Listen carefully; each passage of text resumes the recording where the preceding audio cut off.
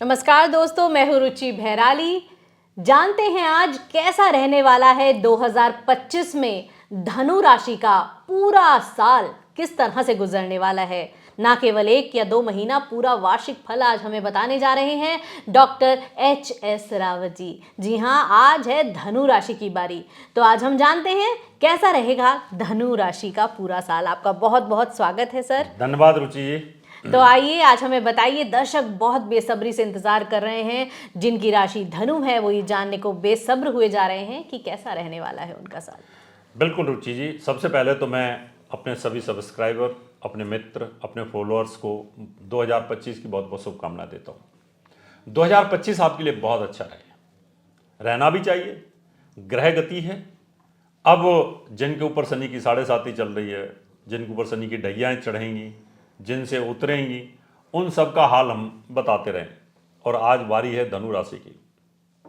धनु राशि का स्वामी बृहस्पति होता है और बृहस्पति यूनिवर्स में 5 चीजों को प्रभावित करता है। बृहस्पति धन देता है, बृहस्पति ज्ञान और बुद्धि और एजुकेशन देता है, बृहस्पति धार्मिक बनाता है, भाग्य उदय करता है, बृहस्पति काम कारोबार देता है और बृहस्पति व्यापार और लाभ भी देता है। बृहस्पति स्त्रियों के लिए पति का कारक है।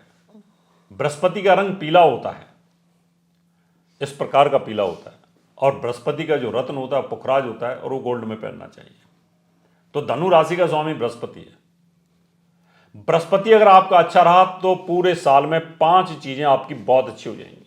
और छठी है शादी, स्त्रियों के लिए।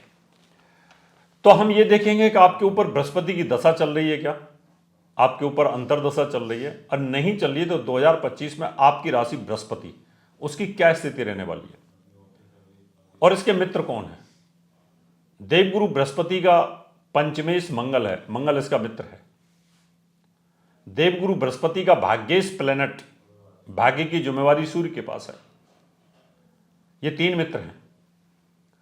अब हम शुरुआत पहले बृहस्पति की कर लेते हैं, उसके बाद दोनों की जानकारी दूंगा और बाकी के जो और ग्रह हैं उनकी जानकारी दूंगा आपको। देवगुरु बृहस्पति 12 साल में सभी राशियों पर एक चक्कर लगा लेता है, 1 साल के करीब एक राशि पर रहता है। तो धनु राशि का स्वामी बृहस्पति ये 6ठे भाव में भ्रमण करेगा 14 मई तक। 6ठे भाव में अच्छा फल नहीं देता। मान सम्मान में कमी, चुनाव हार जाना, धन की कमी आ जाना, दुश्मनों द्वारा परेशान किया जाना। और धनु राशि के ऊपर 29 मार्च को शनि की ढैया लग जाएगी। वृश्चिक राशि से उतरेगी और शनि की ढैया लगेगी। और शनि अमार्केस होता है, तकलीफ दे होता है। इसका मतलब धनु राशि के ऊपर कष्ट की शुरुआत 29 मार्च से आ जाएगी। उसकी शुरुआत तो जनवरी से ही हो गई है। लेकिन देवगुरु बृहस्पति 14 मई को बुरी जगह से चेंज होकर के सप्तम भाव में अपने घर को देखेगा, तो शनि के प्रकोप को रोकना शुरू कर देगा। तो यहां पर आपको एक पुखराज पहन के रखना है, गोल्ड में नहीं पहन सकते तो तांबे में पहनिएगा। और फिर बृहस्पति 18 अक्टूबर से लेकर के 6 दिसंबर के बीच में उच्च अवस्था में रहेगा। उच्च अवस्था में तो रहेगा लेकिन मृत्यु स्थान में रहेगा, तो कोई फायदा नहीं है। तो ओवरऑल ये कहा जाए कि पुखराज एक पहन के रखिएगा। शनि के मंत्रों का जाप आपको करना है पूरे साल, क्योंकि शनि की ढैया लगी है। काली वस्तु का दान करना है। कोई भी लोहे की चीज लेकर के, लोहे की बाल्टी लेकर के, परात लेकर के, लोहे की कोई कढ़ाई लेकर के, उसके अंदर आपको काले उड़द, तिल, चाय पत्ती, काली चीजें लेकर के इनको आप दान करते रहें तो आपके लिए बहुत पॉजिटिव योग बनेगा। तेल का दान भी आपको करते रहना है। और हर शनिवार पीपल के पेड़ के नीचे दीपक जरूर जलाइएगा, क्योंकि पीपल का पेड़ ऑक्सीजन देता है। और पीपल के पेड़ का एक शनि को श्राप भी लगा हुआ है, क्योंकि अगर शनि की तकलीफ है और पीपल के पेड़ की पूजा करते हो तो शनि तकलीफ नहीं देता है। तो ये भी करना है आपको। शनिवार का व्रत आपको करना है, क्योंकि शनि की ढैया पूरे आपके साल भर 2025 में रहने वाली है।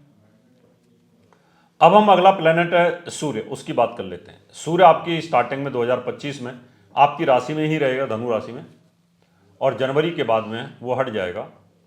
14 जनवरी को चेंज हो जाएगा, शिफ्ट हो जाएगा। मकर संक्रांति आ जाएगी। मकर संक्रांति, उसके बाद में जनवरी, फरवरी और मार्च, यहां तक उसकी युति राहु के साथ, शनि के साथ एक पॉजिटिव नहीं है। 13 अप्रैल को ये उच्च हो जाएगा। 13 अप्रैल से लेकर के 13 मई के बीच में भाग्य उच्च होगा, रास्ते अपने आप खुलेंगे।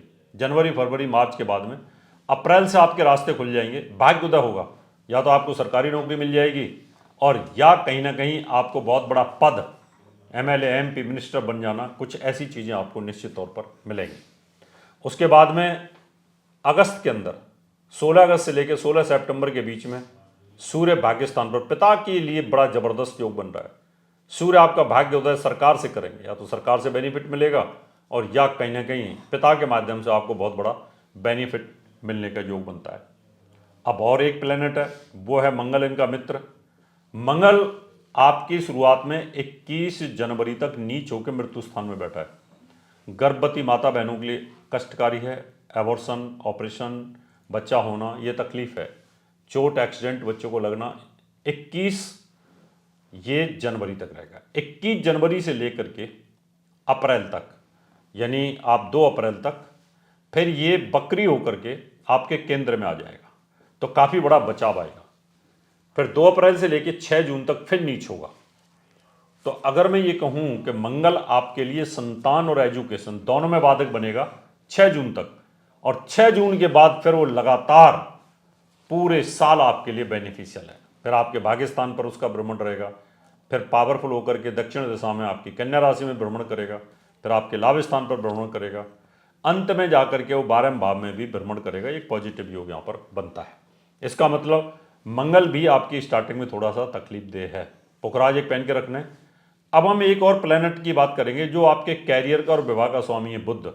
वो अच्छी स्थिति में है, लेकिन स्टार्टिंग में वो भी बहुत पॉजिटिव नहीं है। अब हम शनि की बात कर लेते हैं। शनि धन और लाभ, धन और साथ में तीसरे भाव का स्वामी है। इसकी युति चौथे भाव में होगी, माँ के घर में होगी। माँ की हेल्थ पर प्रभाव पड़ेगा 29 मार्च से लेकर के, और 14 जनवरी से 18 जनवरी के बीच में ये पीरियड थोड़ा सा तकलीफ दे है। माँ की हेल्थ का आपको ध्यान रखना पड़ेगा। पुलिस केस, कोर्ट कचहरी, इनसे भी ध्यान रखना पड़ेगा। उसके बाद जो पॉजिटिव योग है, एक अच्छा योग बनेगा यहाँ पर। सूर्य की बात हमने की, हमने मंगल की भी बात की, हमने बृहस्पति की भी बात की। अब हमें राहु और केतु की भी बात करते हैं चलते चलते। ये भी 1.5 साल एक राशि पर रहते हैं। राहु अभी मीन राशि के अंदर भ्रमण करेंगे 18 मई तक, और उसके बाद वो बकरी होकर के तीसरे भाव में कुंभ राशि के अंदर जाएंगे। तीसरे भाव में राहु अच्छा फल करता है, पावरफुल हो जाता है। केतु आपके पिता स्थान पर भ्रमण करेंगे। पिता के स्वास्थ्य पर इसका थोड़ा सा नेगेटिव इफेक्ट आएगा। ये कह सकता हूँ कि कहीं ना कहीं थोड़ी परेशानी, हार्ट से संबंधित तकलीफ आ सकती है। तो इसलिए यहाँ पर माणिक एक पहन के रखना है आपको, एक पुखराज पहन के रखना है आपको, 2 स्टोन आप पहन के रखिएगा, और मंगलवार का व्रत करते रहिएगा। शनि की ढैया आपके ऊपर चालू हो चुकी है, तो शनि का प्रभाव भी है, तो शनिवार का व्रत करते रहें। ये था 2025 का राशिफल। इसी प्रकार से बाकी राशियों की जानकारी लेकर के हम आपके सामने आते रहेंगे।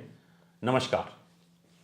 तो दोस्तों, धनु राशि का वार्षिक राशिफल आपको कैसा लगा हमें ज़रूर बताइएगा।